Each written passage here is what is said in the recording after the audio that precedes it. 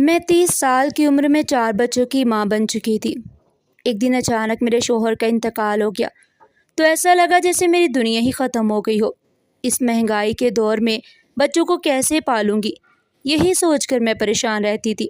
پھر اچانک مجھے پولیس میں لیڈی کانسٹیبل کی نوکری مل گئی تو اللہ کا شکر ادا کیا، کیونکہ کئی راتیں ایسی بھی گزری تھی جب بھوکا سونا پڑتا تھا۔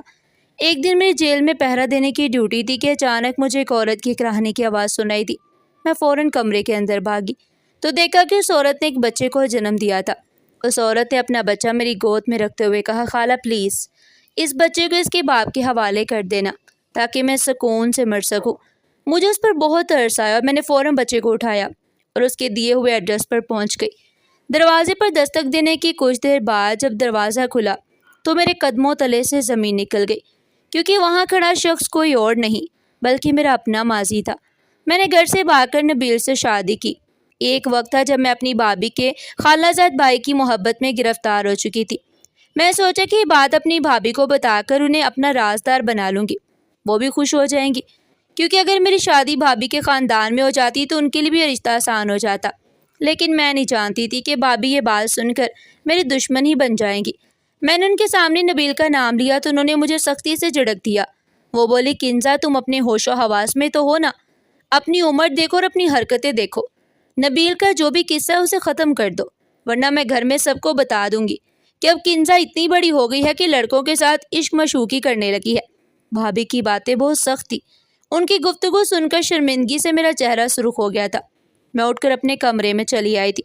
میں ابھی 10ویں جماعت میں تھی اور سوچ سوچ کر پریشان ہوتی تھی کہ اگر بھابھی نے یہ بات گھر میں کسی کو بتا دی تو میرا کیا بنے گا۔ اب میں بھابھی سے چپتی پھرتی تھی مگر وہ مجھے شرمندہ کرنے کا کوئی موقع ہاتھ سے جانے نہیں دیتی تھی۔ ایک دن میرے بھائی میرے لیے باربی ڈول لے کر آئے تھے۔ بھابھی یہ دیکھ کر زور زور سے ہنسنے لگی اور بھائی سے بولی، جمشید تمہاری بہن تو جوان ہو گئی ہے، اب یہ گڑیا سے نہیں کھیلتی، اب یہ دوسرے کھیل کھیلنے لگی ہے۔ میں یہ باتیں سن کر شرمندہ سی ہو گئی۔ ادھر نبیل ہر وقت فون کر کے اپنی محبت کا یقین دلاتا رہتا۔ میں بھی اسے محبت کرتی تھی۔ میں جان گئی تھی کہ بھابھی نہیں چاہتی کہ میری شادی ان کے میکے میں ہو اور وہ اس شادی کو روکنے کے لیے کسی بھی حد تک جا سکتی ہیں۔ میں نے سوچ لیا تھا کہ میں نبیل کو حاصل کر کے بھابھی کو دکھاؤں گی، اور پھر ایک دن میں اس کے ساتھ گھر سے بھاگ گئی۔ نبیل مجھے اپنے گھر لے آیا۔ اس کا گھر دیکھ کر میں حیران رہ گئی۔ جدید دور میں بھی وہ گھر کچا تھا۔ وہاں ایک بوڑھی ماں تھی جو سلائی مشین پر لوگوں کے کپڑے سی رہی تھی، اور ایک جوان بیٹا جو لڑکی بھگا کر لے آیا تھا۔ نبیل نے اپنی والدہ کو بتایا کہ وہ مجھے گھر سے بھگا لایا ہے تو ان کی والدہ نے غور سے مجھے دیکھا۔ نبیل ہنس کر بولا، امی کیا دیکھ رہی ہو؟ نبیل کی والدہ بولی، دیکھ رہی ہوں کہ اپنے والدین کی عزت کو ٹھوکر مار کر آنے والی لڑکیوں کی شکل کیسی ہوتی ہے۔ ان کی بات سن کے میری آنکھوں میں آنسو آ گئے۔ نبیل اپنی والدہ سے بدتمیزی کرنے لگا اور بولا، امی بس اب چپ رہا کرے، سارا دن فضول باتیں کرتی رہتی ہیں۔ نبیل نے مولوی کا انتظام کیا اور ہم سب سے چھپ کر نکاح کر لیا۔ مجھے نہیں معلوم تھا کہ اس شادی کے بعد مجھ پر یہ حقیقت کھلے گی کہ صرف محبت کافی نہیں ہوتی، اصل چیز انسان کی عزت اور ذمہ داری ہوتی ہے۔ میں نے بھاگ کر شادی تو کر لی تھی مگر ایک دن بھی اس شادی کو خوشی سے نہیں گزارا۔ نبیل سارا دن موبائل پر گیم کھیلتا رہتا یا پھر کبھی کبھار میرے ساتھ 2 باتیں کر لیتا۔ نبیل کی والدہ سارا دن مشین چلاتی رہتی۔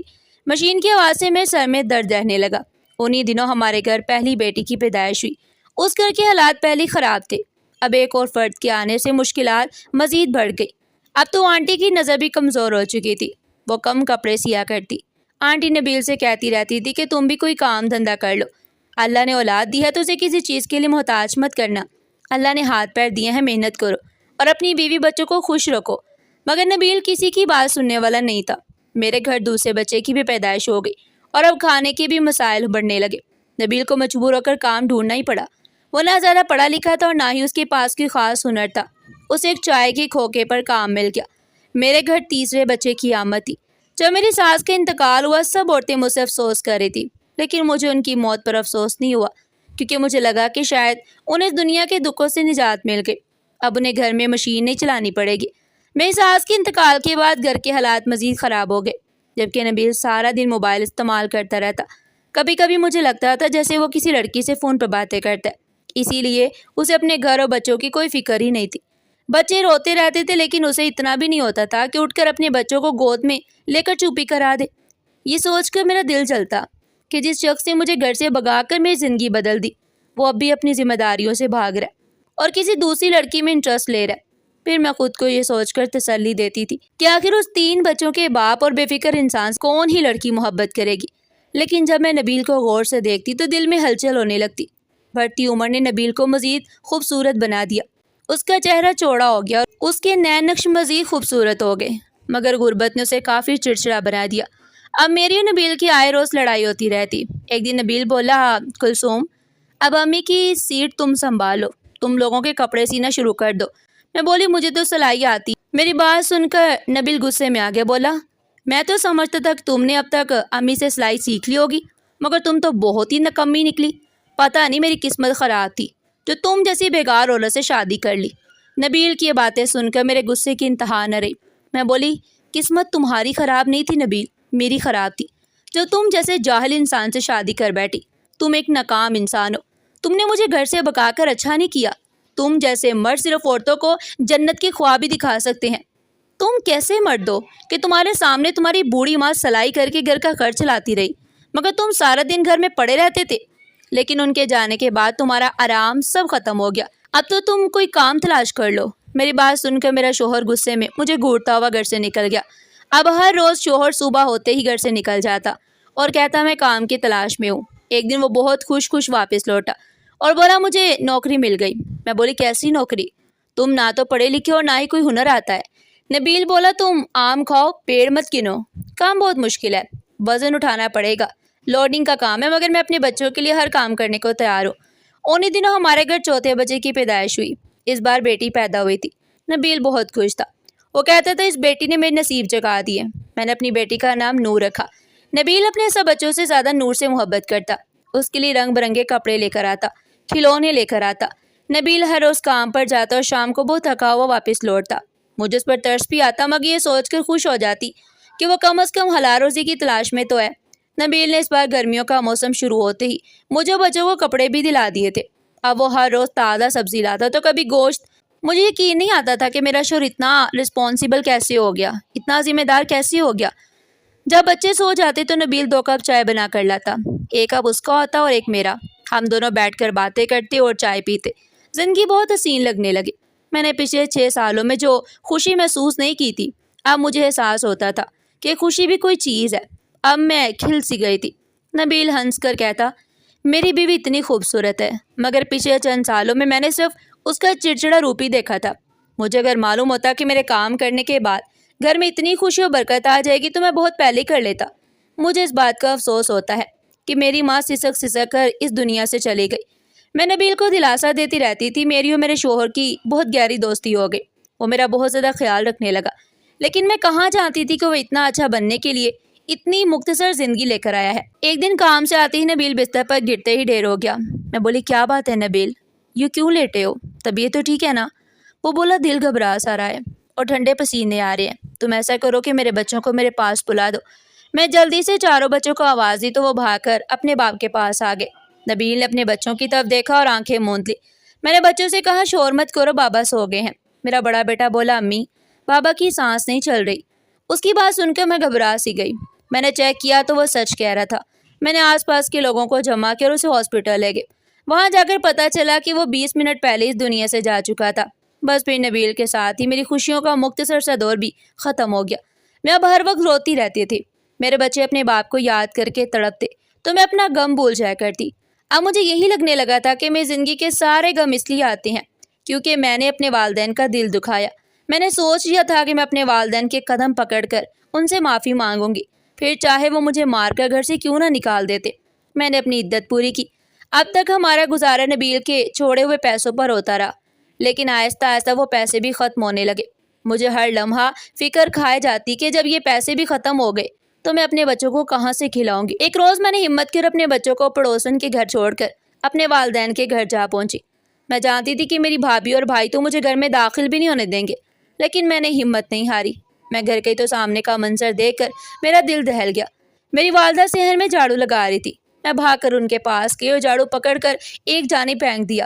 میں بولی امی ایک کام کرنے کی عمر ہے آپ کی کیا؟ امی نے میری آواز سنی تو مجھ سے لپٹ کر پوٹ کر رونے لگی۔ وہ بولی میں نے تو سنا تھا کہ بیٹیاں والدین کے غموں کی ساتھی ہوا کرتی ہیں، ایک تم اپنے والدین کو غموں میں چھوڑ کر کہاں چلی گئی تھی؟ میں نظر جھکائے کھڑی رہی اور بولی اپنے حصے کے غم کاٹ رہی ہوں میں امی، میں نے تمہیں بہت تکلیف دی تو خود بھی کبھی سکون سے نہیں رہ سکی۔ امی رونے لگی اور بولی بیٹی تیری تکلیف نے میرا دل پہلے ہی کمزور کر دیا تھا، پھر تیرے بھائی نے جدائی کا ایسا غم دیا کہ میں کہیں کی نہ رہی۔ میں بڑی حیران ہوئی اور بولی کیوں امی، بھائی کہاں ہے؟ امی بولی تیرا بھائی تو 3 سال پہلے ہی دنیا سے چلا گیا تھا، تیری بھابھی بھی اپنی مرضی سے اپنے میکے چلی گئی، اب میں ہوں اور تیرے ابو ہیں، کبھی تجھے یاد کر کے روتے ہیں تو کبھی جمشید کو یاد کر کے۔ امی کی بات سن کر مجھ پر غم کا پہاڑ ٹوٹ پڑا، میں چیخ چیخ کر رونے لگی۔ ہم دونوں ماں بیٹی بہت دیر تک ایک دوسرے کے غم بانٹتے رہے، اتنے میں ابو آ گئے تو میں ان کے قدموں میں گر کر معافی مانگنے لگی۔ انہوں نے بھی میرے سر پر ہاتھ رکھ دیا۔ میں نے انہیں بتایا کہ میں بیوہ ہو چکی ہوں اور بے آسرا بھی ہوں۔ ابو بولے تم ہمارے گھر آ جاؤ، جو سوکھی روٹی ہم کھا سکتے ہیں تمہارے بچے بھی کھا لیا کریں گے۔ میں اسی وقت جا کر اپنے بچوں کو لے آئی۔ گھر آ کر پتہ چلا کہ میرے والدین کے گھر کے حالات بھی بہت خراب تھے۔ تب میں نے ابو سے کہا کہ میں نوکری کرنا چاہتی ہوں، آپ میرے لیے کچھ کریں۔ ابو سوچ میں پڑ گئے، بولے کرتا ہوں بیٹا کچھ انتظام۔ چند دن بعد ابو نے آ کر بتایا کہ پولیس میں لیڈی کانسٹیبل کی بھرتی نکلی ہے، تم قسمت آزما کر دیکھ لو۔ میں نے کوشش کی تو میری قسمت نے میرا ساتھ دیا اور میری نوکری لگ گئی۔ میرے والدین بہت خوش تھے، میری تنخواہ بھی اچھی تھی۔ اب میں گھر کے کاموں کے لیے ایک ملازمہ رکھ لی، گھر کے زیادہ کام نہیں ہوتے تھے، اس لیے ملازمہ اور امی مل کر میرے بچوں کو سنبھال لیتی۔ مجھے میرے ساتھی پولیس اہلکاروں نے پہلے ہی سمجھا دیا تھا کہ یہاں کام کرنے کے لیے دل مضبوط رکھنا پڑتا ہے، روز ایسی ایسی چیزیں دیکھنی پڑتی ہیں کہ انسانی عقل حیران رہ جاتی ہے۔ خیر میں سختی سے اپنا کام کرتی تھی، تھانے میں میری اچھی خاصی پہچان بن چکی تھی، مجرم تو مجرم، سپاہی بھی میرا نام سن کر محتاط ہو جاتے۔ انہی دنوں ہمارے تھانے میں ایک کم عمر لڑکی لائی گئی، وہ بہت خاموش رہتی تھی، وہ سارا دن روتی رہتی۔ ہمیں بتایا گیا تھا کہ یہ لڑکی اپنے شوہر کے قتل کے الزام میں جیل آئی ہے۔ ایک دن میں نے اسے پوچھا تم نے اپنے شوہر کو کیوں مارا؟ تو وہ چیخ چیخ کر رونے لگی اور بولی میں نے کسی کو نہیں مارا، تم لوگ میرے پیچھے کیوں پڑے ہو؟ وہ لڑکی ہر وقت خود کو سب کی نظروں سے چھپا کر رکھتی۔ میری ڈیوٹی عام طور پر دن کی ہوتی تھی، لیکن ایک رات میری ڈیوٹی رات کی تھی۔ میں دیکھا کہ سب عورتیں سو چکی ہیں مگر وہ لڑکی خاموش بیٹھی ہوئی تھی۔ میں اٹھ کر اس کے پاس گئی اور بولی تم بھی سو جاؤ۔ وہ ایک دن گھبرا گئی اور بولی تھانے دار صاحبہ مجھے یہاں سے نکال کر دوسری کوٹری میں بند کر دے، میں یہاں آرام سے نہیں رہ سکتی، یہاں میری جان کو خطرہ ہے۔ میں ہنس کر بولی کیوں؟ تمہاری جان کو خطرہ کیوں ہے؟ اس لڑکی نے چادر پیٹ سے ہٹائی تو پتہ چلا کہ وہ ماں بننے والی ہے۔ وہ روتے ہوئے بولی آپ کو اپنے بچوں کا واسطہ میرے لیے کچھ کر دے، میں نہیں چاہتی کہ میرا بچہ تھانے میں آنکھ کھولے اور اس کا سارا بچپن یہیں گزر جائے۔ میں سوچ میں پڑ گئی، کیونکہ واقعی بچے کا کیا قصور تھا کہ وہ مجرموں کے درمیان بند رہے، اور جس کا بچپن ہی جیل میں گزر جائے اس کی باقی زندگی کیسے گزرے گی کوئی نہیں جانتا تھا۔ میں نے اسے سلاخوں کے پیچھے سے نکال کر دوسری کوٹری میں بند کر دیا، اور جب مجھ سے پوچھا گیا تو میں نے کہا یہ لڑکی باقی قیدیوں کے لیے خطرناک ثابت ہو سکتی ہے، اس لیے اسے الگ رکھا ہے۔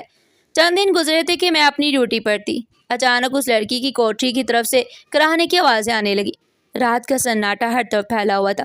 میں اس کے پاس گئی تو وہ بولی میری مدد کرے، یہ میرا پہلا بچہ ہے، میری مدد کرے۔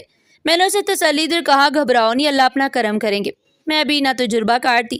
میں نے کہا میں دائی کا انتظام کر دیتی ہوں، مگر وہ بولی نہیں آپ ایسا مت کریں ورنہ سب کو میرے بچے کے بارے میں پتہ چل جائے گا، جبکہ میں ایسا نہیں چاہتی۔ اللہ نے ہماری مدد کی اور یوں اس لڑکی کی ڈیلیوری ہو گئی۔